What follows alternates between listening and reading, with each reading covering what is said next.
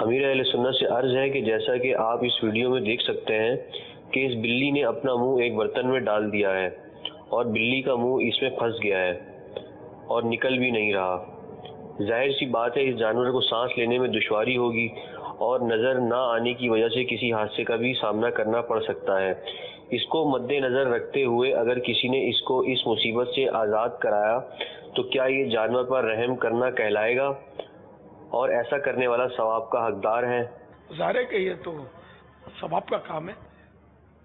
اس طرح جانور اگر اذیت میں ہو، تکلیف میں ہو، تو اس کو اس سے نکالنا چاہیے، یہ ثواب کا کام ہے۔